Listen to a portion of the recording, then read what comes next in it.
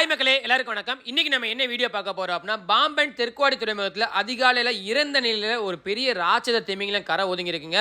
So அந்த ஒரு ராட்சத திமிங்கலம் கரை ஒதுங்கினதும் அங்க உள்ள உள்ளூர் மீனவர்கள் அங்க இருக்கிற வனத்துறைக்கு தகவல் கொடுத்து அவங்களும் வந்து அதை ரெக்கவர் பண்ணி அதுக்கான பிரேத பரிசோதனைக்கு டாக்டர்ஸ்லாம் வர வச்சு அது எப்படி உயிரிழந்துச்சு அப்படிங்கிற ஒரு தகவல் எடுக்கிறதுக்காக அங்க வந்து எல்லா முன்னே ஏற்பாடுகள் நடந்துக்கிட்டு இருந்துச்சுங்க. அதே மாதிரி பார்த்தீங்க அப்படின்னா இந்த மாதிரி ஒரு பெரிய திமிங்கலத்தை என்னோட லைஃப்ல நான் இப்போ தான் ஃபர்ஸ்ட் டைம் பார்க்குறேன்.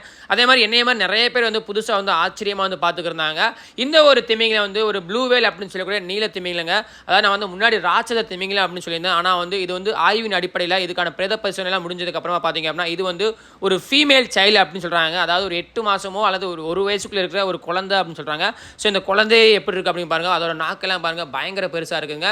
ஸோ இந்த மாதிரி உங்களோட லைஃப்ல நீங்க வந்து இந்த மாதிரி திமிங்கல் கரை ஒதுங்கி பார்த்துருக்கீங்களா இல்லையா அப்படிங்கிறது மறக்காம கமெண்ட்ல சொல்லுங்க.